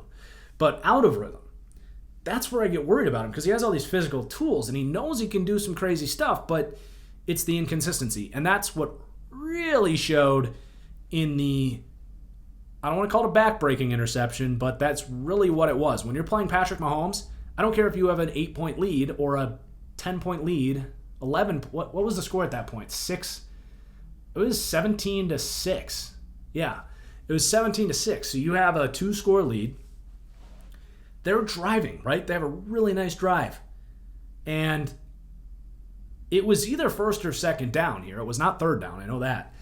And he does a good job, right? He senses the pressure, he extends the play, like pretty good stuff. And he had an easy first down. Like he's a fast dude. We all know that. He's flying for that first down. He could have gotten 15, 20 yards. I don't know where the defenders were, but so obvious. Like just take the first down. You are up against the Chiefs driving in field goal range late in the third quarter. You have them right where you want them. Just run it. And it was like at the line of scrimmage. It's not like he was drifting, like waiting for a guy to come open. He's just running, and then all of a sudden, this was on his college tape. Like he just is unpredictable out of structure, and it's painful to watch. So yeah, when that happened, well, what happened was he was running and then just across his body into almost triple coverage over the middle of the field on a post that was not even close to open. And he gets picked off. And that sparks a field goal drive that then set up, Mahomes' amazing play down the sideline, by the way. I mean, God, Mahomes is just stupid. But, I mean, that's an all-time great throw, right? That's there with pretty much all of Rodgers' top highlights, right? Rolling right, almost off his back foot, and he hits Tyreek Hill in stride. Like, what a stupid throw in all the best ways. A real stupid throw was Herbert's attempt that set all of that comeback up. And now I'm second guessing myself. But yeah. There was after Chiefs punt, I said on Twitter to bet the Chiefs on the money line because I was like, I don't trust Herbert to secure this game. Based on what I saw at Oregon, I don't trust him. I feel like he'll make a critical mistake, which will give the Chiefs an opportunity to win this game. And it happened. Call it confirmation bias. Call it I watched 20 games of Justin Herbert in college, and every single week there was one or two throws where it was like, what? What are you doing? That's like a 7-year-old playing Madden, that play you just made. Just no room for that stuff in the NFL. So yes, I'm sorry, Twitter. I'm going to be worried when my biggest criticism of him was just decision-making, playing out of structure, it factor, right? Knowing when and where to do what. That's the best definition of it factor that you can use. And a lot of people had that on Herbert, and people were like, oh, you can't just say he doesn't have the it factor. Well, yeah, I mean, you watch football. Like, you don't feel good about Justin Herbert winning you close football games. That's what it comes down to. Because of crap like that. So, yes, in his first start, lots of good stuff. But when he shows, and my second biggest flaw in him was sporadic accuracy. Not to a Josh Allen degree, but some concerns in there on NFL-level throws, which showed in this game. So when those two flaws are significant reasons your team lost, who for the most part, everyone played great in this game. The offensive line played well. The defense was lights out. The running game they were creating after the catch, You had guys making tough catches, and there was a throw where he found a window that probably shouldn't have existed, and only Herbert and several other players could make that throw. You could question if the read was good or not, if it was a turnover-worthy play or not, because it really was a different-looking throw where he hits Keenan Allen about 20 yards up the middle of the field. Really good concentration by Keenan Allen to track that ball that was beautifully thrown from Justin Herbert. There's no denying that there's good stuff in there for Justin Herbert. But it's the bad stuff that hurts you. So if you want to beat the Chiefs when everything's going well for you, you can't do that kind of stuff. So it's his first game. I don't want to overreact. There was some good stuff in there. He played good in rhythm, made some really tough throws. I thought he looked pretty good sensing pressure, manipulating the pocket, and extending plays. I think that might be the biggest takeaway from that game in a positive light. But there's some major red flags in there as well. So that was Justin Herbert's debut, and then go for it on fourth down, Anthony Lynn. My rule is if it's 4th and 2 or less, and you punt in overtime after you receive the ball first, I don't want to swear, but you are a bleeping moron. Fireable offense. I don't care if you're on your own 2-yard line. That might be a little extreme. But assuming you're at a point, if you go 3 and out, sure, okay, let me back that up a little bit. But if you've gotten, I'm dancing around here because you have the extenuating circumstance of you're playing Patrick Mahomes. But my point is, play to win the game. Play to win the game, Anthony Lynn. What are you freaking doing? You've been running the ball all day at will. You have a mobile quarterback. Do you not have a play on 4th and 1? Come on. You know what's going to happen if you give Patrick Mahomes the ball. You know. And against an amazing kicker in Harrison Butker, who hit a 58-yarder earlier. You freaking know what's going to happen, Anthony Lynn. What's more likely? What is more likely?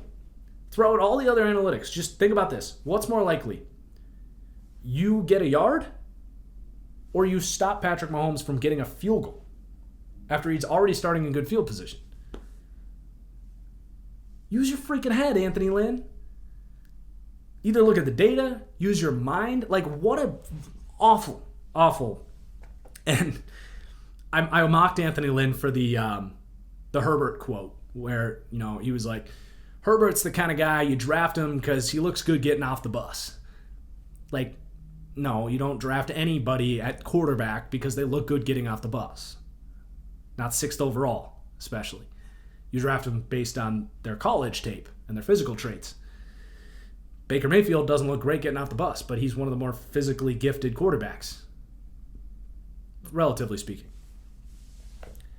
What a dumb comment.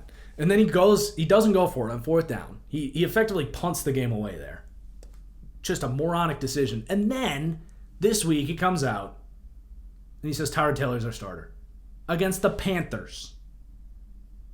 So you have a quarterback who is kind of known for being this quiet guy that needs some confidence, who comes out and plays pretty well. He almost beats the defending Super Bowl champions, makes some critical mistakes that if you want to talk about his upside and winning a Super Bowl down the road, all that stuff, sure, we can analyze that stuff, but he played pretty well. I'll admit it. Herbert played pretty well for a rookie debut, and we assume he didn't even know he was going to start this week. So he played pretty freaking well. To say that you're going to play Tyrod Taylor against the Panthers, what a great opportunity to get Herbert's career off to the right start. Your offensive line, that issue has been relatively fixed. It's not the best offensive line in the league, but the offensive line's pretty good. It's more than serviceable. You have Keenan Allen, Mike Williams, Hunter Henry, 2 good running backs in the receiving game. Josh Kelly looks amazing. Maybe it's just coach speak. If I was the owner of the Chargers, what is it, Spanos? And Anthony Lynn does not play Justin Herbert this week, I'm firing you. You already had a fireable offense not going for it on 4th down. That's 2 in a week. You're done. Are you kidding me? Like, ruining his confidence, whatever that is, like, that's by playing him in front of a bad offensive line or whatever. Like, that's out the window, dude. Justin Herbert started, 50 games in college? Something like that. Like, if he's going to be good, he's going to be good. This isn't Mitch Trubisky in that he's only played 12 starts and that you need to protect him and make sure he understands football before he plays. Like, if Justin Herbert's going to be good, he's going to be good. He's had a couple weeks now to understand the offense. Seems to know the playbook based on what we saw, if that's your concern. Seems to look like an NFL quarterback. Play the guy. Find out if he's good. Just an all-time boneheaded coach speak thing. All right, we're getting really late here. I wish I had more time to talk about Patriots Seahawks. Cam looked great. I was wrong on Cam. Now, I did say if healthy, he's going to be great. I've said he's a great fit in this offense, and I did underestimate how well they would use him in the run game, but he looks great. This is the best the Patriots offense has looked in years. As I've said, the Patriots defense will only get better as time goes on. They are a legitimate playoff contender. I don't know if they're a Super Bowl contender. I'm excited to see them play the Bills because I think that's going to be a really interesting matchup. So New England looked great. And then Seattle, I have worries about their pass rush.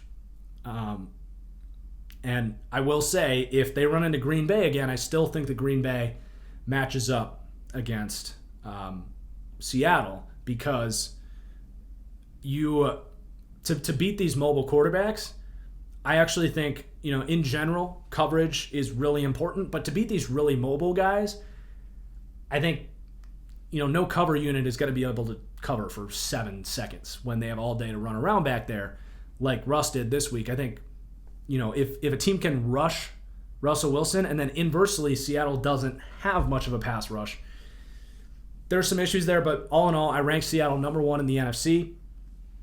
And Russell Wilson got to be your vote for MVP right now, right? So they were my NFC Super Bowl pick preseason, and I said Russ was my MVP pick. So things are looking good on that. And then you have the Raiders-Saints game. So the Raiders defensively have some issues, to say the least, but their offense is just so perfectly built. And I give John Gruden a ton of credit. I give Derek Carr some credit. I think, Carr is very comfortable in this offense that is a lot of slants, a lot of tight end, a lot of running back, a lot of Hunter Renfrow over the middle. That's where Carr is very comfortable, right? In rhythm, scheming guys open, short to intermediate passes. Still a couple times in this game where you're left frustrated because Carr, especially in the first quarter, he just, third down, I just don't like Derek Carr. He doesn't look vertical. And Henry Ruggs was nowhere to be found in this game. It was all short to intermediate stuff. The Saints had some real problems covering that stuff, which is an issue in its own right for the Saints. But the last little game wrap note here is Drew Brees. And I go back and forth on this because, honestly, his arm talent, it has never been great. And even throughout last season where he was killing it, I don't think it was great. Clearly missing Michael Thomas in this game. But that's what this offense is going to be, right? It's going to be short to intermediate stuff, relying on catch and run stuff. And ideally you have Michael Thomas there to move the chains on third down, which they didn't have. He clearly is going to lean on Michael Thomas to move the sticks on third down. And Emmanuel Sanders was not good in this game. Jared Cook was not particularly impressive. They need Michael Thomas. So I go back and forth on the is Drew Brees done thing. I think it's mostly his physical talent, and then it's paired with this insistence on the play calling that this is what they want to do, which I think is fair. I think that's the right decision by them, is we want this death by 1,000 cuts offense. We want to play defense and win that way. And just have Drew Brees play point guard. But the problem is, that's just not an explosive option. And when your defense doesn't do its part, like it didn't against the Raiders, I don't know how many games you can win like that. So they play the Packers on Sunday night, and I'm actually leaning towards taking the Saints because I'm just not ready to count them out yet. I think Drew Brees doesn't look great, but I don't think he looks like, we got to bench him for Jameis. I'm not ready to quite say that, though I did hint at that, where I was like, when they're down 14, I think they're more likely to win that game with Jameis. Now, what ended up happening was the Raiders did an all-time just stupid move. I don't get what, football lore tells you to play this prevent, vanilla, off coverage. You're playing Drew Brees. You really think if you back everyone up 10 yards, you really think Drew Brees isn't just going to be like, whoop, whoop, whoop, whoop, whoop, whoop, whoop, touchdown? That makes no sense. Just keep playing defense the way you've been doing it. If anything, you should keep crowding the box and wait till he tries to throw the ball deep and pick it off. That one made no sense. I hope teams learn from that playing prevent defense against Drew Brees is not going to work. I think in most cases, that's just a dumb thing to do. How many times are teams playing well on defense, and then they're like, oh, let's just keep everything in front of us. And these quarterbacks, they're too smart. They've seen all this crap. They're like, oh, yeah, that's base cover 2. That's base cover 3. That's cover 4. We know that seam's going to be open. We know the slant's going to be open. Just keep playing defense until the game is literally over. If you're up 3 scores with 5 minutes left, okay, maybe play some prevent defense. But that game was still in hand, right? It was 2 scores with 5 minutes left. That's manageable. Play real defense. Just a dumb call by the Raiders. All right, there is our game wrap. I thought it was going to be an hour long. That went out the window. I need to get through the Patreon mailbag. So let's do that. Thank you again to my patrons. You guys are amazing. So not all these are Patreon mailbags. Spelunker wants me to do a 3-year power ranking video. I like that idea. Very well might happen. Now that you said that. Connor Lee, is Daniel Jones just athletic Kirk Cousins with a smaller arm? Is Gardner Minshew just a more athletic Alex Smith? These are my comps. Let me know what you think. I like the Alex Smith comp for Minshew. I would say that Smith was actually more athletic than Minshew. Minshew's really crafty, but you can see he doesn't have that speed that Alex Smith had, but I really like that comp for Gardner Minshew. I think Minshew, Smith, physically for sure, especially the arm talent and kind of their play style, but I will say Minshew is much more like final year Alex Smith with the Chiefs, where he actually will push the ball vertically, even if he knows he doesn't have the arm talent. Very willing to do that. But yeah, and then Kirk Cousins was my comp for Daniel Jones. Kirk Cousins is actually a better athlete than he gets credit for. I think that's a great comp for Daniel Jones, just period. Not more athletic. Sure, he might be a little bit faster, but overall, I think, and then you said smaller arm, I think overall they're very similar players, especially kind of that inability to kind of the pocket presence thing. He just doesn't have it. I think it's a great comp. I do think Cousins is more accurate vertically, though Jones isn't that inaccurate, but I do think Cousins just has a more natural vertical arm talent. All right, from Brandon, my dude. What did I think of Herbert's debut? Yeah, we dove into that. Luke just joined Patreon. Love your work. Thank you for signing up, Luke. I appreciate you, bro.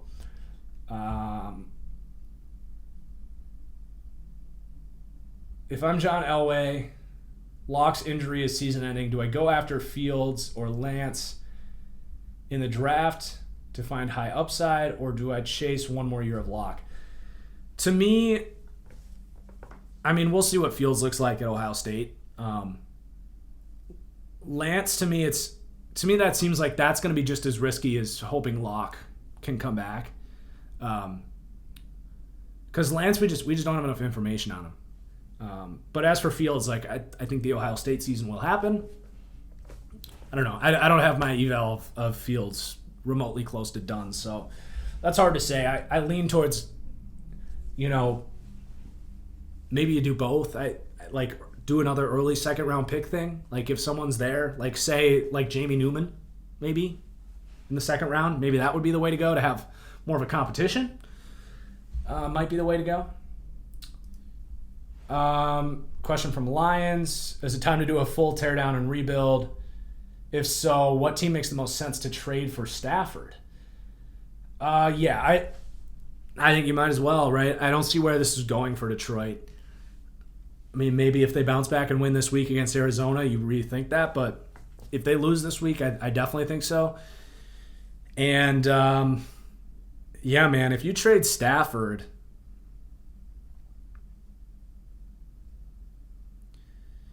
I mean, dude, what if this happened? What if? Let me just check the schedule real quick to see if this is possible. But this would be a take. All right. Well, let's say that the Denver Broncos managed to beat the Bucks. 1-2 Broncos trade for Stafford out of conference. Just saying. Okay, Connor Lee, what's up, bro? Is this Jets team worse than last year's Bengals-Dolphins teams? Should the tank for Trevor? What do you think of Dak this season so far versus Atlanta? Much better than Wentz, winky face. Yeah, Dak's played better than Wentz through the first 2 weeks. I'll give you that. But I talked about Dak earlier. And then as far as the Jets go, so is Darnold broken? Is that... They're two different kind of things you got to realize. Like, one, yeah, we got to tear this thing up from the ground up. Gase got to be gone. We got to rebuild this thing from the ground up. So then you got to make a decision on, do we do that with Darnold? Or do we just take Trevor and get probably a first-round pick for Darnold? Like, I think there's a lot of teams, like if you're the Pittsburgh Steelers, wouldn't you trade the 25th pick for Sam Darnold? Like, I don't think Darnold is that broken. I mean, he has been dealt just the worst. But it's something to consider because, like, it might be one of those things like when the Eagles fired Andy Reid, like, where it's just kind of like a win-win thing where it's like, okay, this just isn't really a match. And you would have to, if you do that and you find out Darnold is good, you're stuck with a contract dilemma. That probably makes the most sense. But if they saw enough from Darnold to be like, we want to give you one more year here, if they can actually put some playmakers around him and do a quick rebuild with a good coach, it could still work. But that's a really tough decision to make.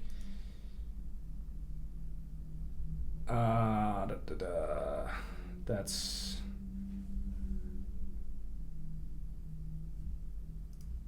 more of a personal question about gambling. All right, as an Eagles fan, I'm terrified of what I've seen so far. Yeah, it's ugly. Roseman's in a tough decision because it's a roster with a lot of talent, but something isn't clicking. What do you think Howie needs to do in order to fix this team? Man, I don't know what you can do. It's not a roster problem. I think it's got to be down to the coaching staff. I don't think that, I mean, the injuries suck. I don't think they have a ton of room to, move players around, and that's not really something you do in the NFL. I think this just comes back to the coaching staff, man.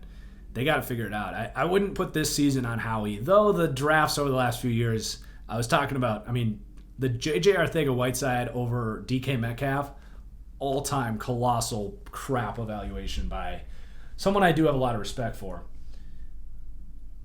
All right, final question. It's another Lions question. Do you see the Lions getting the first pick? And if they did, what do you think they'd do? I think that's got to be a Trevor Lawrence trade Stafford type of deal. I think it's kind of like we said with Darnold. Like, let's just try something else because we've now done 3 rebuilds with Matthew Stafford. We like you, but let's get a rookie contract that we can really have some flexibility and just let's try this thing over again. I think that's the answer. All right, we hit probably about 2 hours on that one. I love doing this, man. The pineapple juice worked. My voice did not die at the end of this thing. Shout out to what's the Strong Opinion Sports was talking about that. I gave it a try. If anyone has Zach Schomler's contact information, let me know. I'd love to collab with him. So thank you for watching. Thank you for listening, guys. The Fully Inflated Football Podcast strikes again. Please do hit that like button down below if you're on YouTube. Leave a review if you're listening to the podcast. Just take a second to do that. Would really help this show grow. And share with your friends and family as well. All right. Peace out, guys. Much appreciated. Enjoy the weekend. We'll be back with studs and duds and potentially a film room here on YouTube and Patreon. I'll see you guys for my picks tomorrow. Peace out.